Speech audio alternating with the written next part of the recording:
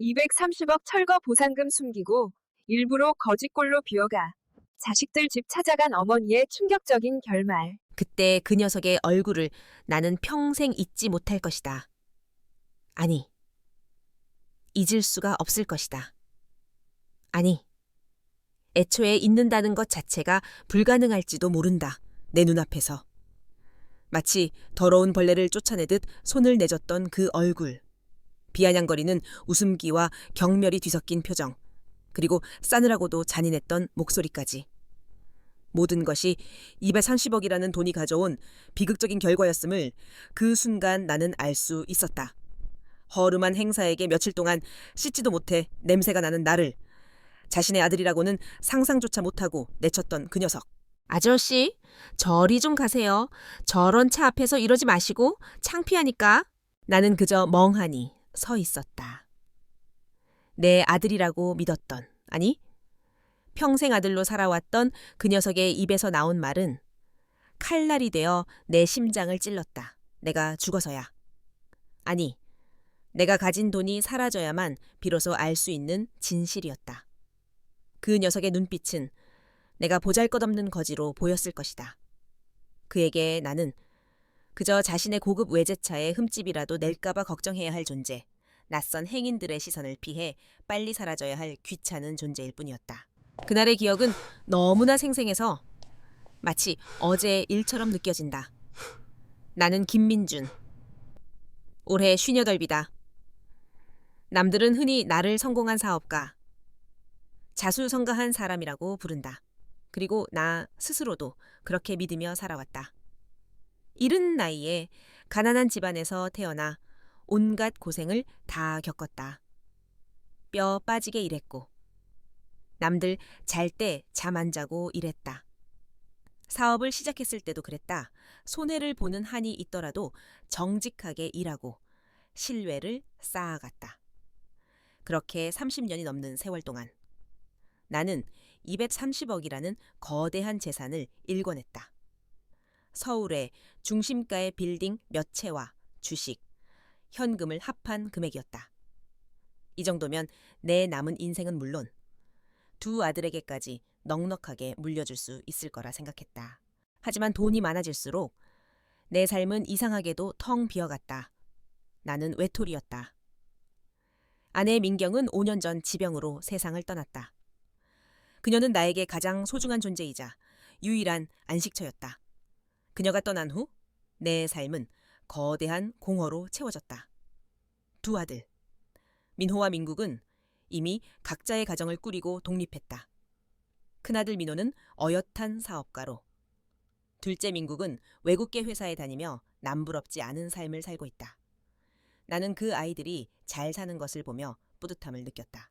문제는 그 뿌듯함이 전부였다는 점이다.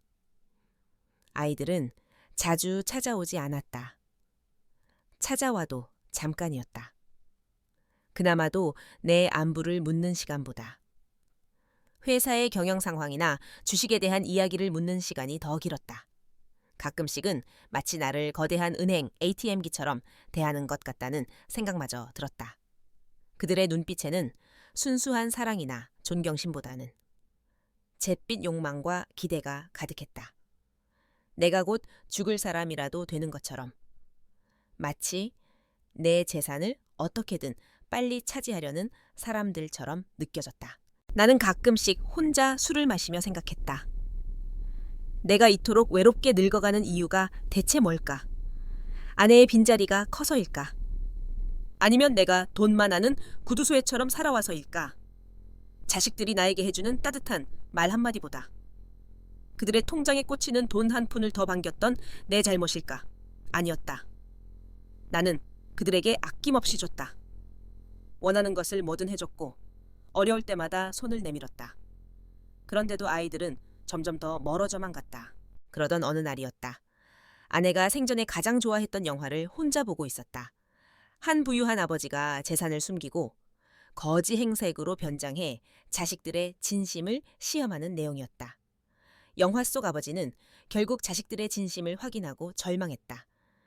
영화를 보는 내내 내 가슴은 쿵쾅거렸다.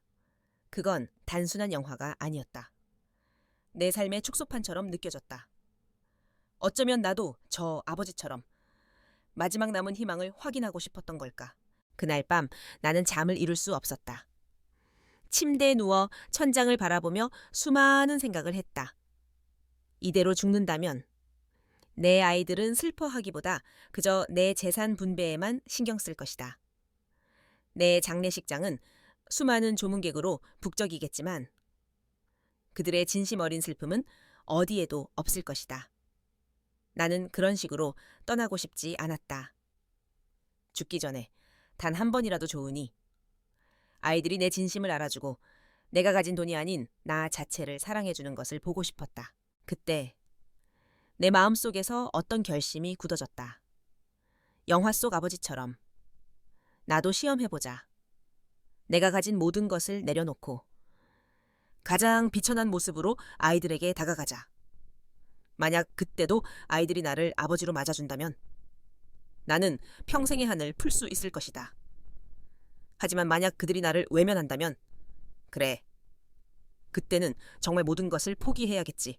나는 아내에게 미안한 마음을 전하며 무덤 앞에서 조용히 맹세했다. 당신이 떠나고 홀로 남은 이 외로운 남편이 마지막 남은 희망을 걸어보겠다고. 그렇게 나는 내 인생에서 가장 끔찍하고도 잔인한, 동시에 가장 간절했던 시험을 시작하기로 했다. 이 모든 것의 시작이었다. 내 손으로 나의 가족을 해체시키기로 한 너무나도 비극적인 결정의 시작이었다. 아내가 죽고 난 뒤 나는 삶의 의미를 잃어버렸다. 어쩌면 나는 아내가 살아있을 때부터 이미 삶의 끈을 놓았는지도 모른다. 그냥 돈을 벌기 위해, 텅 빈 공간을 채우기 위해 겉으로만 번지르르한 삶을 살았을 뿐이다. 아내가 사라진 자리에 남은 것은 나라는 존재를 그저 돈을 만드는 기계로만 여기는 두 아들의 냉랭한 시선이었다. 나는 이대로는 안 된다고 생각했다. 최소한 내 마지막 숨이 멎기 전에 내가 가진 돈의 무게가 아닌 나의 존재 자체로 사랑받고 싶었다. 그 간절함이 나를 괴물로 만들었다. 내 손으로 가족을 해체시키고 나 자신마저 파멸시키는 잔인한 시험을 시작하게 만든 것이다. 그때부터 나는 서서히 내 인생에서 가장 길고도 고통스러운 변장을 준비했다. 처음에는 막막했다. 230억이라는 돈을 어디에 어떻게 숨겨야 할까? 모든 재산을 현금으로 바꿔 집에 쌓아둘 수는 없는 노릇이었다. 나는 평생을 함께 해온 믿음직한 변호사에게 이 일을 맡기기로 했다. 박 변호사. 그는 내가 사업을 시작할 때부터 옆에서 모든 것을 지켜봐온 유일한 사람이었다. 아내도 없는 지금 유일하게 내 속마음을 털어놓을 수 있는 존재였다. 나는 그에게 모든 것을 털어놓았다. 박 변호사, 부탁 하나만 들어주게. 내 모든 재산을 자네가 관리해줬으면 해. 나한테는 한 푼도 남기지 말고 아무도 모르게. 박 변호사는 내 말을 듣고 놀란 표정을 감추지 못했다. 그는 50이 넘은 나이에도 여전히 순수한 눈을 가지고 있었다. 그는 나를 친형처럼 따랐고 나는 그를 친동생처럼 아꼈다. 우리는 단순한 고용관계를 넘어선 가족 같은 사이였다. 회장님, 갑자기 무슨 말씀이십니까? 어디 아프신 겁니까? 나는 그의 걱정 어린 시선에 담담하게 대답했다. 아니, 아픈 곳은 없어. 다만 내가 가진 것이 너무 많아서, 그래서 내가 가진 것을 탐내는 사람들 때문에 너무 지쳤을 뿐이야.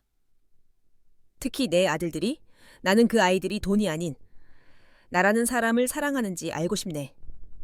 그래서 말인데, 내가 잠시 이 세상에서 사라졌다가 아무것도 없는 거지로 돌아와서 그 아이들을 시험해볼까 해. 박 변호사는 내 계획을 듣고 펄쩍 뛰었다. 그는 내게 그런 무모한 짓을 하지 말라며 말렸다. 하지만 나는 이미 마음을 굳힌 상태였다. 나는 그에게 모든 것을 위임했다. 빌딩과 주식, 현금까지. 모든 재산을 신탁 형식으로 돌리고 그 누구도 손댈 수 없게 만들었다. 그리고 나에게 남겨진 것은 오직 몇백만 원의 현금과 세상 모든 것을 잃은 듯한 공허한 마음뿐이었다. 그 다음으로 나는 나 자신을 지워나가기 시작했다. 먼저 오랜 세월 동안 살아온 내 집을 정리했다. 아내와의 추억이 가득한 집이었다. 그녀가 심어놓은 화초들, 그녀가 앉아 차를 마시던 소파, 그녀의 채취가 남아있는 침대까지 모든 것을 낯선 이들에게 넘겨야 했다. 아내의 유품들은 따로 정리해서 박 변호사에게 맡겼다. 언젠가 다시 돌아올 수 있을 거라는 희망을 놓지 않았기 때문이었다. 다음으로 나는 내 외모를 바꾸기 시작했다. 나는 평생을 깔끔하고 정갈하게 살아온 사람이었다. 맞춤 양복을 입고 머리는 단정하게 빗어 넘겼다. 하지만 이제는 모든 것을 버려야 했다. 나는 시장통에 가서 낡고 해진 옷가지를 사 입었다. 며칠 동안 씻지도 않고 면도도 하지 않았다. 내 얼굴에는 덥수룩한 수염이 자랐고 머리카락은 떡이 져서 엉켜버렸다. 고급 양주 대신 소주를 마셨고 따뜻한 밥 대신 길거리에서 얻어먹는 음식으로 배를 채웠다. 내 모습은 점점 내가 알던 김민준이 아닌 세상의 끝에 내몰린 한심한 노인의 모습으로 변해갔다. 변장한 모습으로 나는 두 아들의 집 근처를 배회했다. 큰아들 민호는 강남의 고급 아파트에 살고 있었고 둘째 민국은 판교의 신도시 아파트에 살고 있었다. 나는 멀리서 그들의 삶을 지켜보았다. 그들은 내가 준 돈으로 풍요롭고 행복한 삶을 살고 있었다. 그들의 웃음소리를 들을 때마다 나는 내 선택이 옳았는지 수없이 자문했다. 하지만 동시에 그들의 풍요로운 삶 뒤에 숨겨진 차가운 진실을 확인할 생각에 마음 한구석이 싸늘하게 식어갔다. 나는 공원 벤치에 앉아 그들의 차가운 시선을 견뎌야 했다. 처음에는 사람들이 나를 보고 수군거렸다. 저 노인네는 뭐야? 쯧! 불쌍해라. 그들의 동정 섞인 시선은 내게 비수가 되어 날아왔다. 나는 평생을 남들에게 인정받으며 살아왔는데 이제는 그들의 멸시와 동정을 받는 존재가 되었다. 하지만 나는 이 모든 것을 견뎌내야 했다. 내가 선택한 길이었으니까. 나는 차가운 바닥에서 잠을 자고 며칠 동안 굶기를 반복하며 거지들의 삶에 익숙해졌다. 처음에는 견디기 힘들었지만 시간이 흐를수록 나는 점점 더 이 삶에 동화되어 갔다. 아니, 동화될 수밖에 없었다. 내가 가진 230억의 재산은 그저 종이 조각에 불과했고 나는 진짜 거지였다. 이 모든 것이 꿈이 아니라는 것을 깨닫는 순간 나는 깊은 절망감에 휩싸였다. 김메어딘, 이 시험이 과연 옳은 것일까? 내가 이 모든 고통을 감수하고서라도 얻고 싶은 것이 무엇일까? 나는 진심으로 아이들이 나에게 아버지라고 불러주기를 바랐을까? 아니면 이미 내가 알던 진실을 확인하고 싶어서. 그래서 이 비극적인 게임을 시작한 것은 아닐까? 어쩌면 나는 이미 모든 것을 알고 있었지만 마지막 희망의 끈을 놓지 못했던 것인지도 모른다. 이 모든 의문과 고통을 안고 나는 첫 번째 아들을 만나러 가기로 결심했다. 내 심장은 불안과 두려움으로 미친 듯이 뛰고 있었다. 어둠이 깔리기 시작한 저녁, 나는 큰아들 민호의 집 앞에 도착했다. 강남에서도 손꼽히는 최고급 주상복합 아파트였다. 건물 외벽은 유리로 번쩍였고 1층 로비에는 으리으리한 샹들리에가 빛을 뿜어내고 있었다. 경비원은 물론 로비 데스크 직원까지 모든 것이 완벽하게 통제되고 관리되는 공간이었다. 마치 내가 사는 세상과는 전혀 다른 차원의 공간 같았다. 이런 곳에 내가 허름한 행사액으로 서 있는 것 자체가 불법처럼 느껴질 정도였다. 나는 아파트 입구에서 조금 떨어진 곳, 화단 옆 벤치에 앉아 민호를 기다렸다. 그는 보통 이 시간에 퇴근해서 집에 돌아왔다. 나는 혹시나 하는 마음에 심장이 터질 것처럼 뛰었다. 그래도 설마 내 아들이 나를 못 알아볼 리가 없겠지. 머리로는 부정했지만 한편으로는 이런 모습이라면 못 알아볼 수도 있어 라는 불안감이 나를 덮채웠다. 나는 그가 나를 알아보지 못한다면 어떻게 해야 할지, 그에게 무슨 말을 해야 할지 머릿속으로 수없이 시뮬레이션했다. 얼마 지나지 않아 익숙한 검은색 외제차가 아파트 입구로 들어섰다. 민호의 차였다. 나는 몸을 일으켜 차가 서는 곳으로 조심스럽게 다가갔다. 차에서 내린 민호는 흐트러짐 없는 모습이었다. 값비싼 양복에 잘 다듬어진 머리, 그리고 깔끔한 가죽 서류 가방. 그는 성공한 사업가의 전형적인 모습이었다. 나는 숨을 참고 그에게 다가섰다. 민호야. 나는 목이 메어 나오는 소리를 억눌렀다. 내 목소리는 며칠 굶은 탓에 쉰 목소리였고 그에게 닿을 때쯤에는 마치 짐승의 울음소리처럼 변해 있었다. 민호는 나를 힐끗 쳐다보더니 미간을 찌푸렸다. 그는 내가 아닌 내 행색을 보고 있는 것 같았다. 네, 누구세요? 그의 목소리는 차갑고 단호했다. 나는 그의 눈빛에서 어떤 망설임이나 혼란도 읽을 수 없었다. 그는 정말 나를 알아보지 못하고 있었다. 나는 깊은 절망감에 휩싸였다. 아니, 어쩌면 내 마음속의 작은 희망이 산산조각 나는 소리였을지도 모른다. 나다. 나, 아버지야. 나는 다시 한번 용기를 내어 말했다. 하지만 민호의 반응은 내 예상과는 전혀 달랐다. 그는 경멸 어린 시선으로 나를 위아래로 훑어보더니 헛웃음을 터뜨렸다. 아버지요, 아저씨. 지금 무슨 장난을 치시는 겁니까? 우리 아버지는 지금 집에서 편안하게 쉬고 계십니다. 그리고 우리 아버지는 아저씨처럼 이렇게 초라하지 않아요. 그의 말 한마디 한마디가 날카로운 유리 조각이 되어 내 심장에 박혔다. 초라하지 않다는 말, 그 말은 곧 내가 초라하다는 뜻이었다. 내가 가진 모든 것을 잃은 지금, 내가 그에게는 초라하고 보잘것없는 존재라는 것을 확인하는 순간이었다. 민호야, 나는 진짜 너의 아버지다. 얼마 전에 회사가 어려워져서 나는 차마 모든 것을 잃었다는 말을 끝까지 하지 못했다. 그저 둘러대는 말이었지만 나는 그 말이 그에게 통할 것이라고 믿었다. 하지만 민호는 내 말을 자르며 손을 내저었다. 아저씨, 됐습니다. 지금 저한테 돈 뜯어내려고 오신 거죠? 우리 아버지 사업체를 노리고 오신 사기꾼들이 한둘이 아니거든요. 혹시 아저씨? 어디서 우리 아버지 이름이랑 제 이름 주워 듣고 오신 겁니까? 그의 말은 비수와 같았다. 나는 사기꾼 취급을 받았다. 내 아들 앞에서 나는 내가 아닌 낯선 사람, 심지어는 범죄자가 되어 있었다.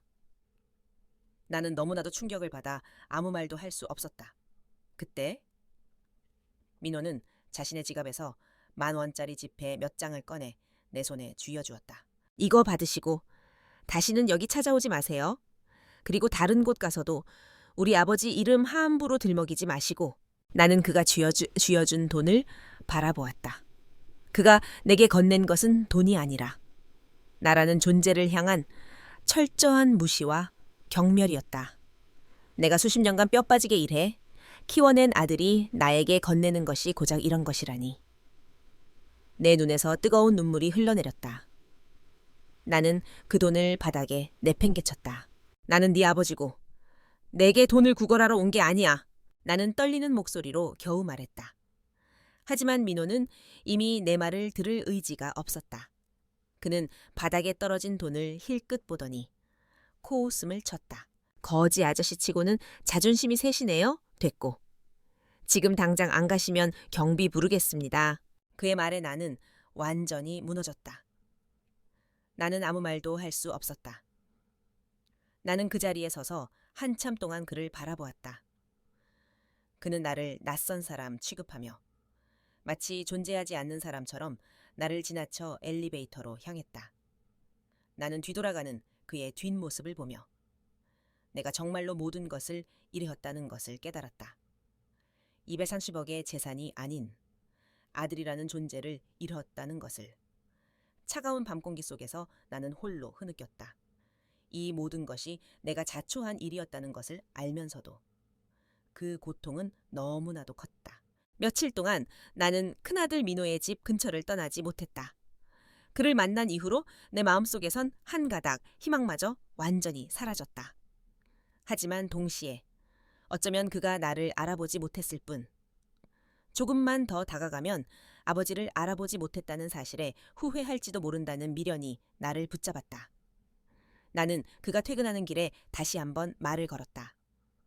하지만 민호는 나를 보자마자 인상을 찌푸리며 경비원을 불렀고, 나는 그에게 쫓겨나듯 그곳을 떠나야 했다.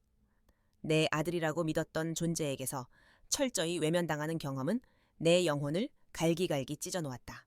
나는 이제 둘째 민국을 찾아갈 차례라는 것을 알았다. 민국은 민호와는 조금 다른 아이였다. 민호가 현실적이고 차가운 면이 있었다면 민국은 좀 더 감성적이고 부드러운 성격이었다.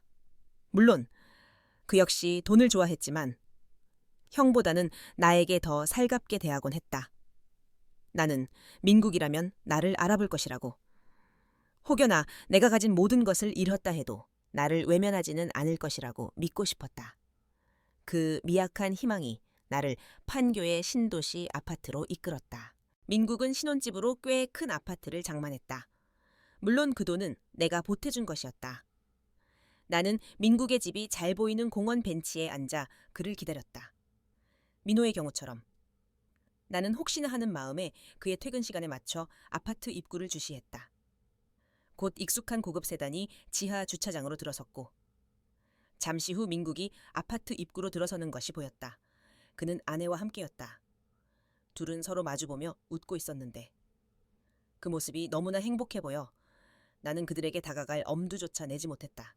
한참을 망설이다. 나는 그들이 엘리베이터에 타기 직전 용기를 내어 그들의 등 뒤로 다가섰다.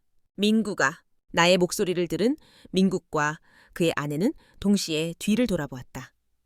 그들의 시선이 내게 머무르는 순간 나는 민호에게서 느꼈던 것과는 또 다른 종류의 차가움을 느꼈다.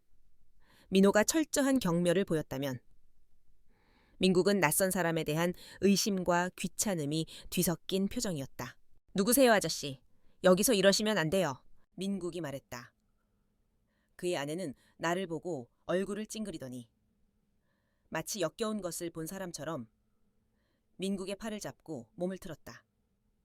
나는 그들의 반응에 심장이 쿵하고 떨어지는 것을 느꼈다. 나다. 아버지야. 나는 다시 한번 간절하게 말했다. 하지만 민국의 반응은 형 민호보다 더 냉정했다.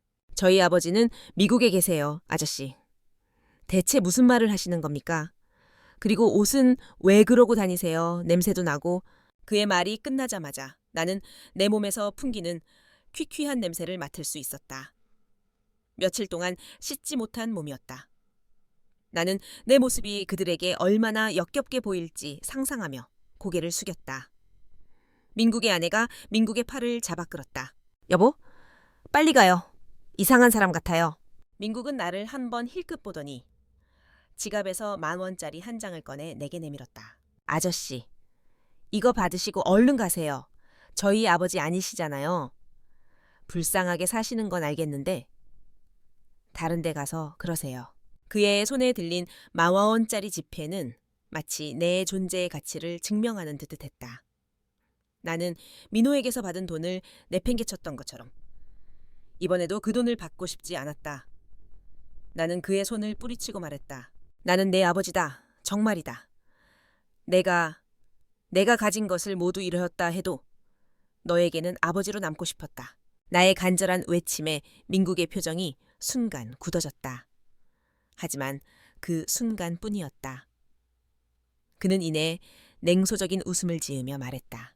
아버지요. 아버지는 저한테 보금자리를 마련해주고 사업 자금도 넉넉히 주셨어요. 덕분에 제가 이렇게 잘 살고 있는 거고요. 그런데 아저씨는 뭐 하셨는데요? 거지 행사액으로 오셔서 아버지라고 주장하는 게 전부잖아요. 아저씨가 제 아버지였다면 저한테 왜 이렇게 거지꼴로 오셨겠어요? 그의 말은 내 심장을 완전히 꿰뚫었다. 그는 나의 의도를 정확히 꿰뚫어 보았다. 아버지는 자식에게 돈을 주는 존재라는 그의 인식, 그리고 돈 없는 아버지는 아버지일 수 없다는 그의 잔인한 논리, 나는 그의 말에 반박할 수 없었다. 내가 가진 모든 것을 잃은 존재는 그에게 있어서 아버지라는 존재가 아니었다. 민국은 더 이상 대꾸할 가치도 없다는 듯 아내와 함께 엘리베이터 안으로 사라졌다. 그들이 사라진 후에도 나는 한참 동안 그 자리에 멍하니 서 있었다.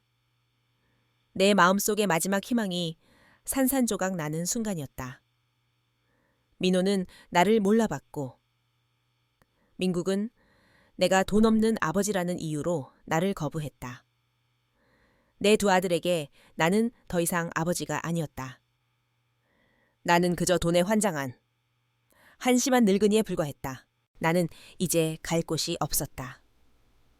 내가 가진 230억 원은 여전히 금고 안에 안전하게 보관되어 있었지만 그것은 나에게 아무런 의미가 없었다. 나는 돈을 원한 것이 아니었다. 나는 내 아들들의 진심을 원했다. 하지만 내가 얻은 것은 돈이 없는 아버지는 필요 없다는 잔인한 진실뿐이었다. 차가운 밤바람이 불어왔다. 나는 그 바람을 맞으며 이제 이 끔찍한 게임을 끝내야 할 때가 왔음을 깨달았다. 하지만 동시에 과연 이 게임을 끝내고 나서 나는 어디로 가야 할지 아무것도 알 수 없었다. 나는 모든 것을 잃었다. 모든 것을. 어둠이 깊어진 밤. 나는 낯선 도시의 차가운 밤 공기 속을 정처 없이 헤맸다. 두 아들에게서 받은 상처는 깊고 쓰라렸다. 그들은 나를 알아보지 못했다. 아니, 정확히는 나를 보지 않으려 했다. 돈이라는 가면이 벗겨진 내 모습은 그들에게 그저 불편하고 거추장스러운 존재일 뿐이었다. 나는 이제 이 게임을 끝내야 한다는 것을 알면서도 그럴 용기가 나지 않았다. 이 게임을 끝내고 나면 나는 다시 원래의 김민준으로 돌아갈 수 있을까? 아니, 돌아간다고 한들 이미 상처 입은 내 마음은 어떻게 치유할 수 있을까? 나는 허기진 배를 부여잡고 무작정 걷기 시작했다. 가진 돈은 이미 바닥이 났고 남은 것은 낡은 옷가지와 텅 빈 지갑 그리고 갈 곳 없는 신세뿐이었다. 나는 횡단보도에 앉아 신호를 기다리다. 문득 고개를 들었다. 내 눈앞에는 허름한 간판이 빛나고 있었다. 소박한 식당. 간판에는 작고 소박한 글씨체로 그렇게 적혀 있었다. 나는 홀린 듯 그곳으로 향했다. 식당 안은 한산했다. 늦은 시간이라 손님은 나 외에 아무도 없었다. 나는 식당 문을 열고 들어가 한쪽 구석에 앉았다. 식당 안에는 따뜻한 온기가 감돌고 있었다. 오랫동안 차가운 길바닥에서 떨어서인지 그 온기가 너무나 반가웠다. 나는 조용히 메뉴판을 들여다보았지만 사실 나에게는 그 메뉴를 시킬 돈조차 없었다. 그저 잠시나마 이 온기를 느끼고 싶었을 뿐이었다. 손님, 뭐 드릴까요? 나에게 다가온 것은 주름진 얼굴에 따뜻한 미소를 띠고 있는 한 할머니였다. 식당의 주인인 듯했다. 그녀의 눈빛에는 낯선 이에 대한 경계심보다는 따뜻한 관심이 묻어 있었다.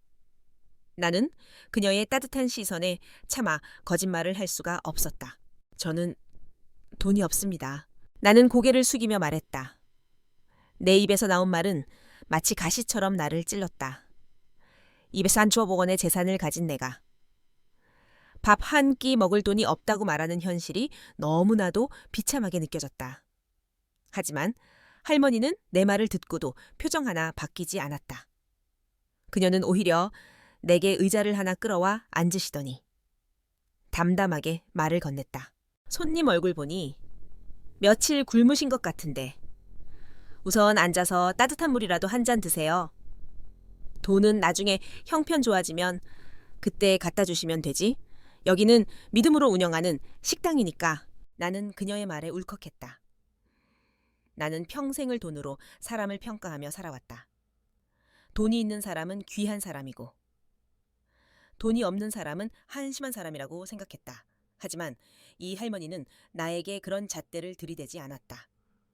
그녀는 그저 배고파 보이는 나를 측은하게 여기고 따뜻한 물 한 잔과 믿음이라는 것을 건네주었다. 나는 그녀가 가져다준 따뜻한 물을 마시며 오랫동안 잊고 지냈던 인간적인 온기를 느꼈다. 저는 김민준이라고 합니다. 나는 내 이름을 말했다. 그녀는 활짝 웃으며 말했다. 나는 박순자예요. 그냥 순자 할매라고 불러요. 김 사장님은 무슨 일 하시는 분인데? 이렇게 홀로 계세요? 가족은 없으시고? 나는 그녀의 질문에 잠시 침묵했다. 가족. 내게도 가족이 있었지. 하지만 이제는 내가 가진 돈의 무게만큼이나 멀어진 존재들이었다. 나는 솔직하게 대답할 수가 없었다. 저 그냥 혼자 여행 중입니다. 나의 어색한 거짓말에도 그녀는 더 이상 묻지 않았다. 그녀는 내 앞에 뜨끈한 콩나물국밥 한 그릇을 내려놓았다. 나는 며칠 동안 굶었던 탓에 숟가락을 들 힘조차 없었다. 그녀는 그런 나를 보더니 직접 숟가락에 국밥을 떠서 내 입에 넣어주었다. 자, 어서 먹어요. 따뜻할 때 먹어야 힘이 나지. 나는 그녀가 내민 숟가락을 받아들고 개걸스럽게 국밥을 먹었다. 눈물이 뚝뚝 떨어져 국밥 그릇 안으로 흘러 들어갔다. 그 눈물은 단순한 배고픔의 눈물이 아니었다. 그것은 내가 평생 동안 잊고 살았던 사람과 사람 사이의 따뜻한 정을 느끼게 해주는 눈물이었다. 나는 내 아들들에게서 받지 못했던 따뜻한 관심과 배려를 낯선 할머니에게서 받았다. 나는 순자 할매의 식당에서 하루 종일 시간을 보냈다. 그녀는 내게 자신의 이야기를 들려주었다. 젊은 시절 남편을 잃고 홀로 식당을 운영하며 두 아들을 키웠다는 이야기. 아들들은 이제 각자의 가정을 꾸려 잘 살고 있지만 자주 찾아오지 못해서 아쉽다는 이야기. 그녀의 이야기는 마치 내 이야기 같았다. 그녀는 외로웠지만 그 외로움을 슬픔으로 받아들이기보다는 타인에 대한 따뜻한 관심과 사랑으로 채우고 있었다. 나는 그녀의 삶을 보며 내가 얼마나 이기적이고 어리석은 삶을 살아왔는지 깨달았다. 나는 돈이라는 거대한 감옥에 갇혀 나 자신과 내 주변 사람들의 감정까지도 외면하며 살아왔다. 내 아들들에게 받은 상처는 분명 아팠다. 하지만 그 상처를 통해 나는 진정한 삶의 가치가 무엇인지 그리고 내가 무엇을 잃고 살아왔는지 깨닫게 되었다. 순자 할매는 내게 낡은 이불 한 채를 내주며 식당 한쪽 구석에서 자고 가라고 했다. 나는 그녀의 따뜻한 배려에 감사하며 낡은 이불을 덮고 잠이 들었다. 그날 밤 나는 오랫동안 잊고 지냈던 아내의 꿈을 꾸었다. 꿈속에서 아내는 환하게 웃으며 내게 말했다. 여보, 당신은 이제 괜찮을 거예요. 혼자가 아니니까요. 나는 그녀의 말에 눈물을 흘리며 잠에서 깼다. 새벽녘. 나는 순자 할매의 온기 속에서 새로운 희망을 품었다. 이제 이 끔찍한 게임을 끝내야 할 때가 온 것 같았다. 순자 할매의 따뜻한 전기. 나에게 새로운 용기를 주었다. 나는 더 이상 이 끔찍한 게임을 계속할 수 없다는 것을 깨달았다. 이제 진실을 마주하고 모든 것을 끝내야 했다. 나는 다시 원래의 김민준으로 돌아가기로 결심했다. 하지만 단순히 돌아가는 것만으로는 부족했다. 나는 아들들이 내게 했던 행동에 대해 그들 스스로가 어떤 잘못을 저질렀는지 깨닫게 해주고 싶었다. 나는 순자 할매에게 작별 인사를 고했다.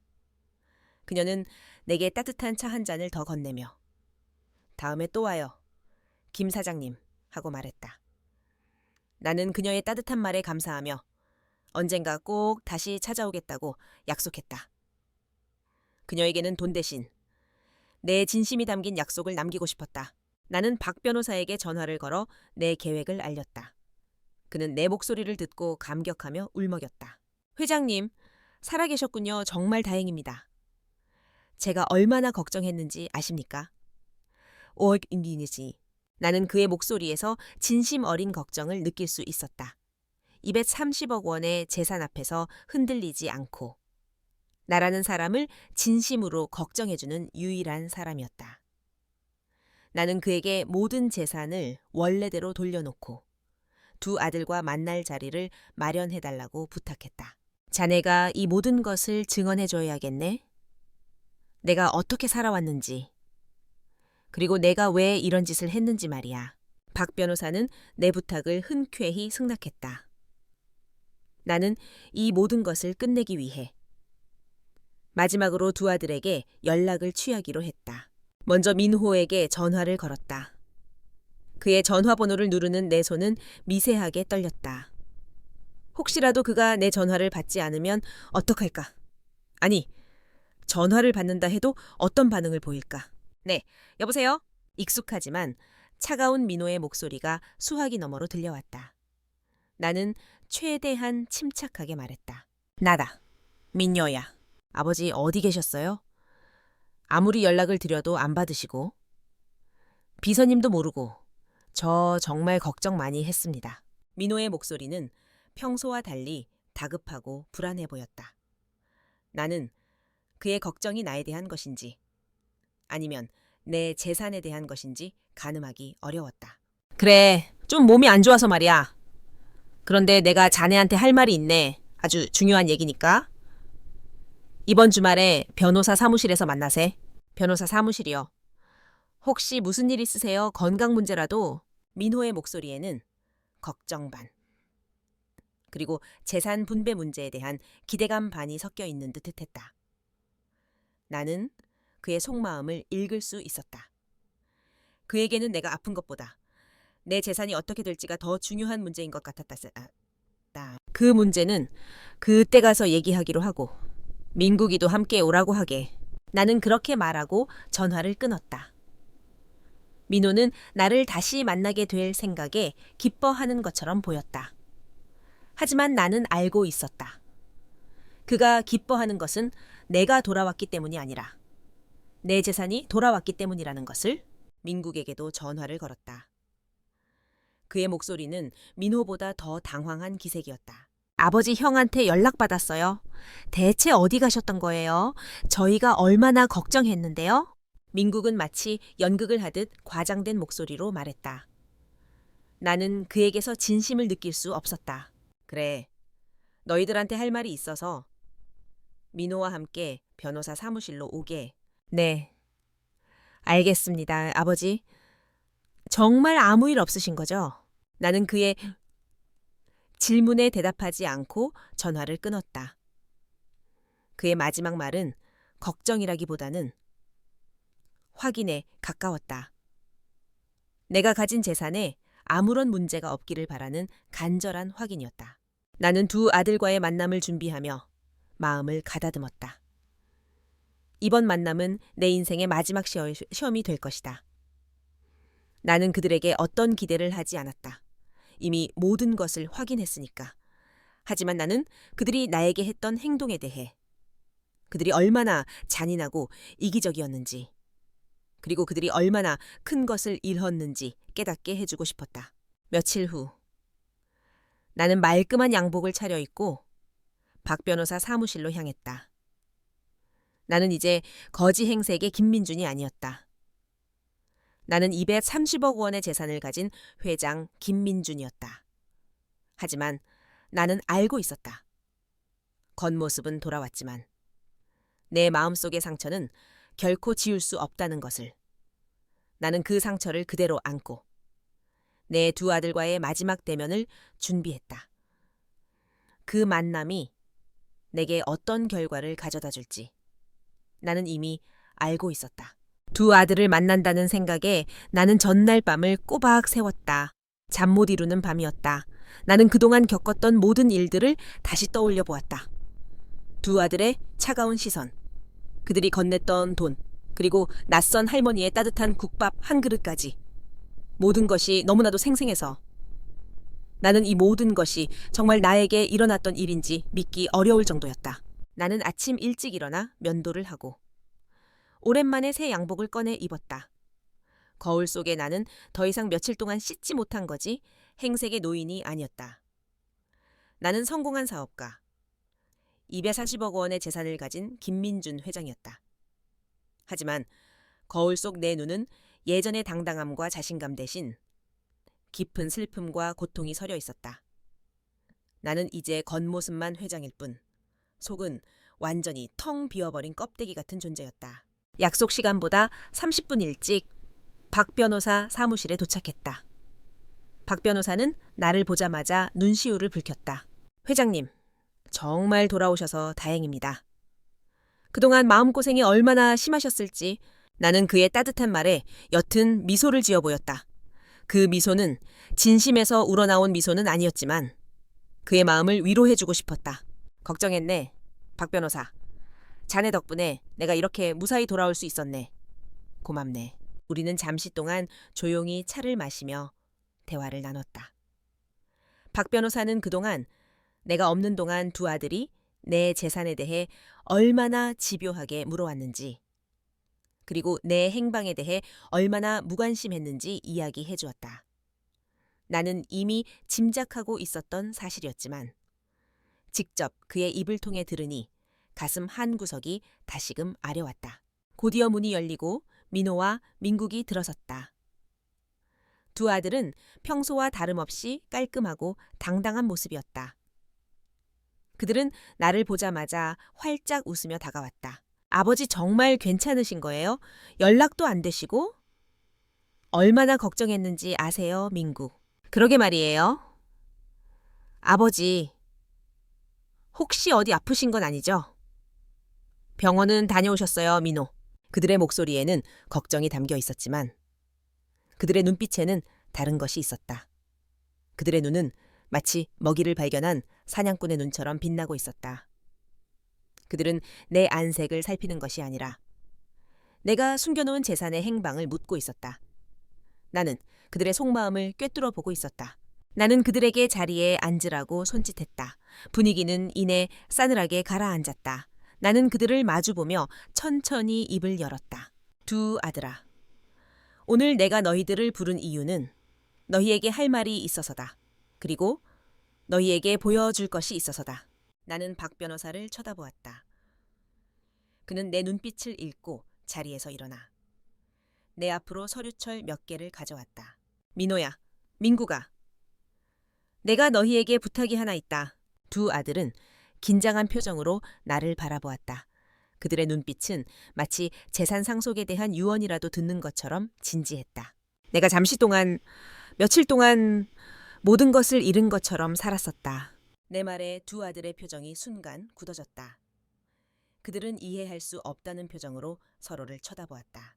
내가 왜 그랬는지, 아니, 나는 너희가 내가 가진 돈이 아닌 나라는 사람을 사랑하는지 알고 싶었다. 그래서 내가 가진 230억 원의 재산을 모두 숨기고 거지처럼 살았다. 나는 내 입으로 이 모든 진실을 말하면서도 내 자신이 얼마나 어리석었는지 깨달았다. 하지만 이제 와서 멈출 수는 없었다. 나는 내 이야기를 계속했다. 나는 며칠 동안 거지 행사액으로 너희 집 근처를 배회했다. 민호, 내게 찾아갔을 때 넌 나를 알아보지 못했다. 아니, 알아보지 않으려 했다. 넌 나를 사기꾼 취급했고 내게 귀찮은 존재라고 말했다. 네가 나에게 건넨 10,000원짜리 지폐는 내게 돈이 아니라 너의 냉정한 마음이었다. 민호는 내 말에 얼굴이 하얗게 질렸다. 그는 아무 말도 하지 못하고 고개를 숙였다. 민국, 너에게 갔을 때도 마찬가지였다. 너는 내가 아버지라고 말했을 때 네 아버지는 미국에 있다고 말했다. 그리고 나를 불쌍한 거지 취급하며 돈 없는 아버지는 아버지일 수 없다고 말했다. 민국은 고개를 푹 숙인 채 아무 말도 하지 못했다. 그의 옆에 앉아있던 민호는 자리에서 벌떡 일어섰다. 아버지, 그게 무슨 말씀이세요? 저희가 어떻게 아버지의 얼굴을 못 알아볼 수가 있어요? 저희를 시험하시다니. 저희는 그런 거지를 만난 적도 없어요. 민호는 소리를 지르며 자신의 무죄를 주장했다. 나는 그의 말에 씁쓸한 미소를 지었다. 민호야, 네가 건넨 10,000원짜리 지폐를 나는 바닥에 내팽개쳤다. 그리고 네가 경비원을 부르려 할 때 나는 네 앞에서 한없이 무너졌다. 네가 나를 외면했던 순간 나는 정말 모든 것을 잃었다고 생각했다. 나의 말은 그들에게 반박할 기회조차 주지 않았다. 나는 이 모든 상황을 녹음해 두었었다. 그때 나는 박 변호사에게 녹음 파일을 재생해달라고 부탁했다.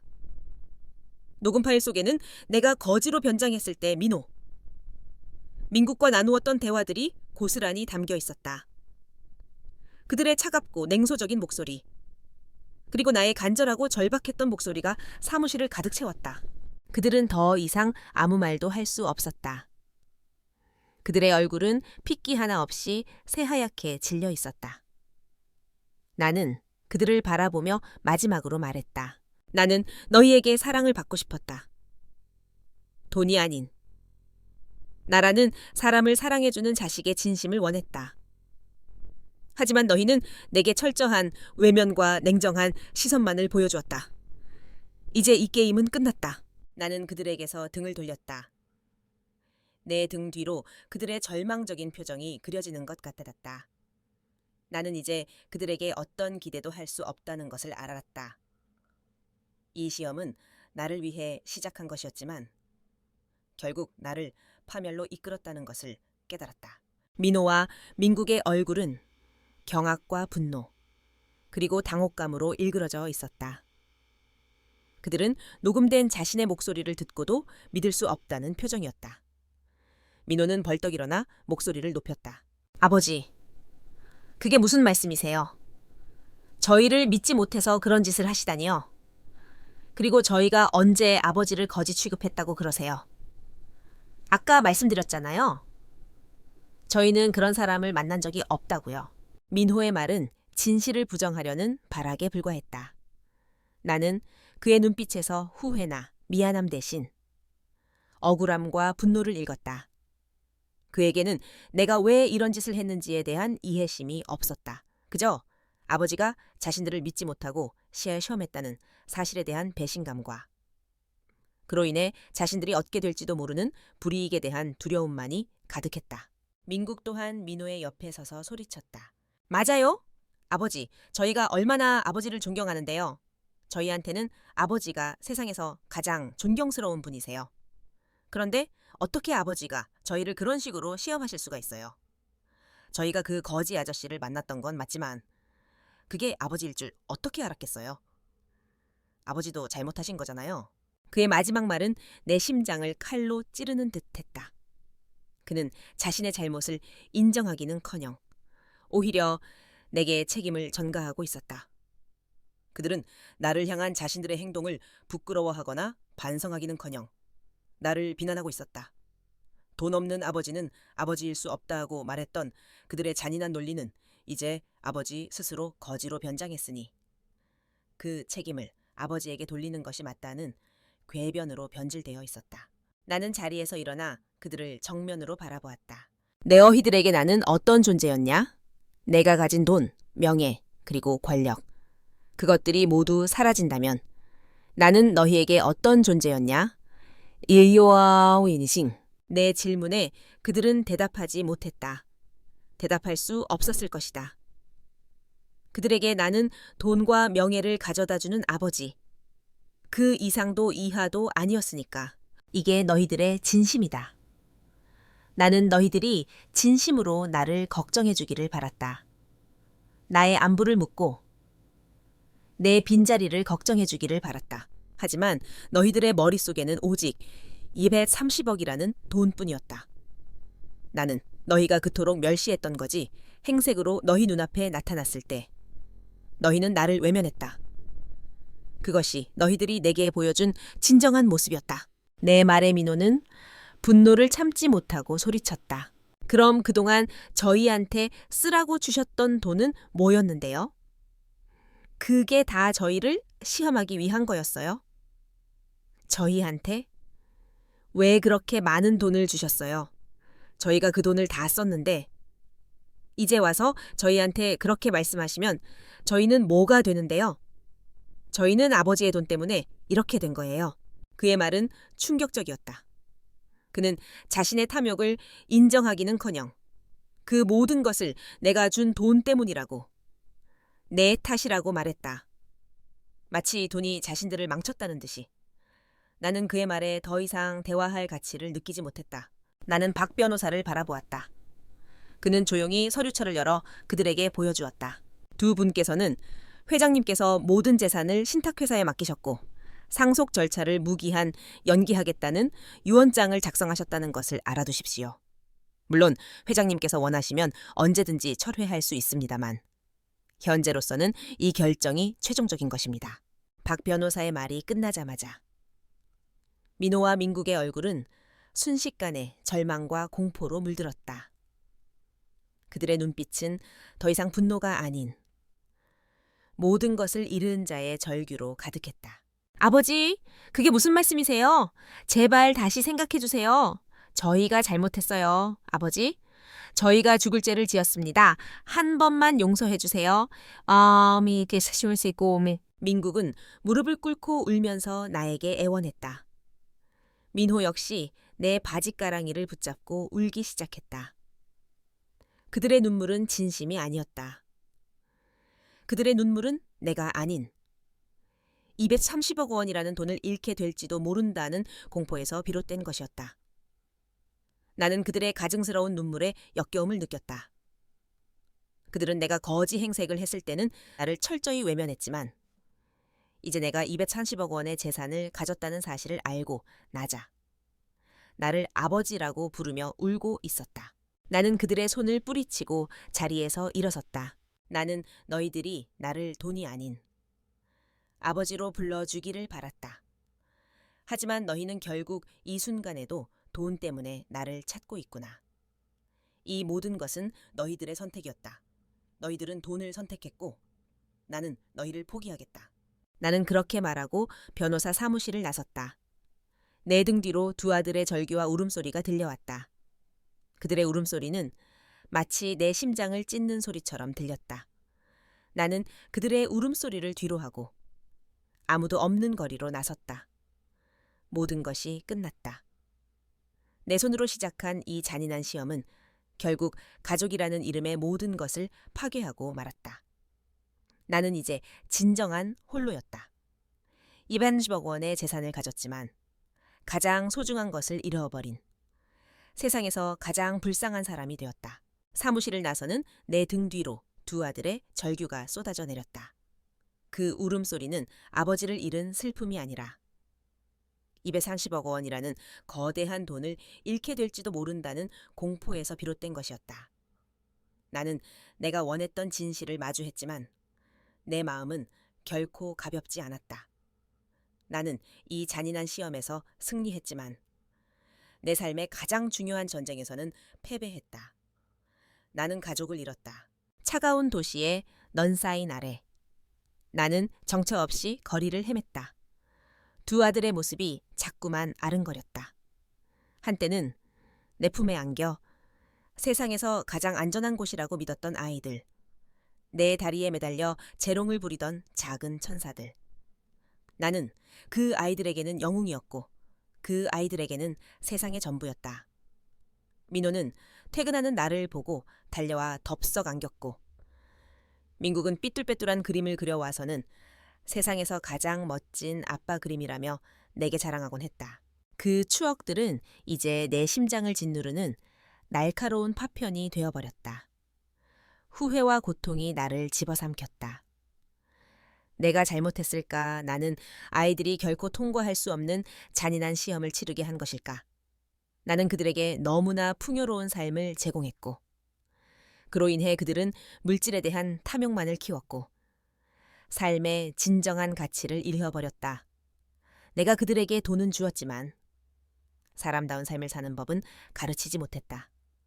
결국 이 모든 것은 나만의 잘못은 아니었다. 이 모든 비극의 씨앗은 자식의 마음속에 탐욕의 싹을 틔운 나라는 아버지로부터 시작되었던 것이다. 나는 텅 비어버린 집으로 돌아왔다.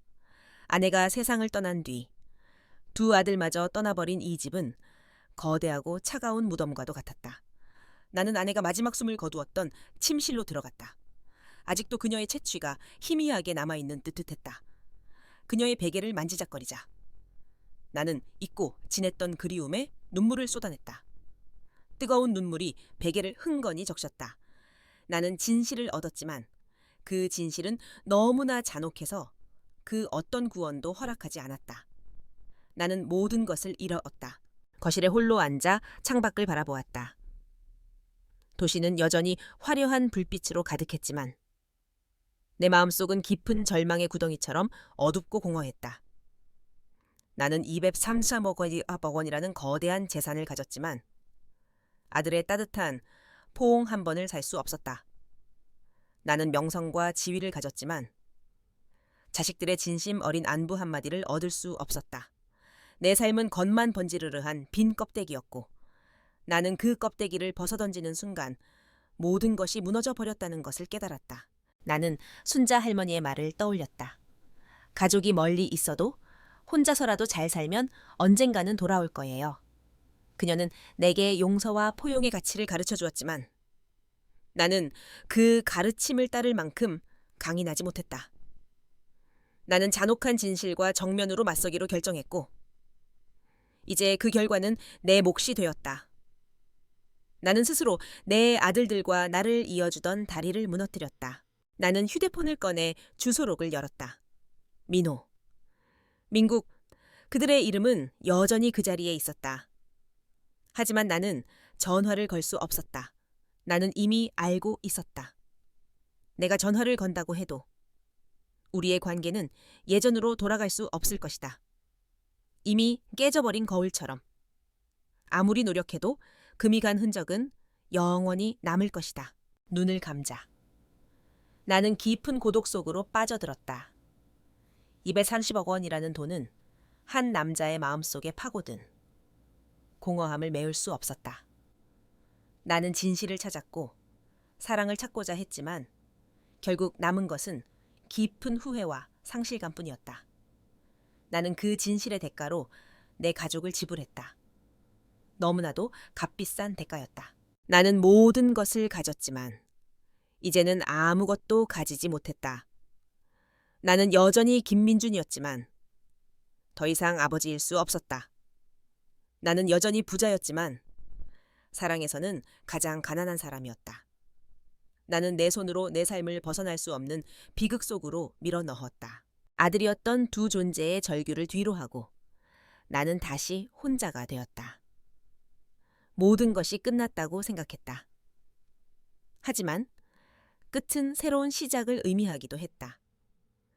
나는 더 이상 230억 원이라는 돈의 무게에 짓눌려 살고 싶지 않았다. 이 돈은 나에게 가족을 앗아갔고 삶의 의미를 잃게 했다. 나는 이 돈을 의미 있는 곳에 쓰고 싶었다. 내가 비로소 이 돈으로부터 자유로워질 수 있는 방법, 그리고 내가 겪었던 고통을 다른 사람들은 겪지 않게 해줄 수 있는 방법을 찾고 싶었다. 나는 박 변호사를 다시 만났다. 그는 내가 두 아들을 만나고 온 뒤 며칠 동안 연락이 없자 나를 걱정하고 있었다. 나는 그에게 내 결심을 이야기했다.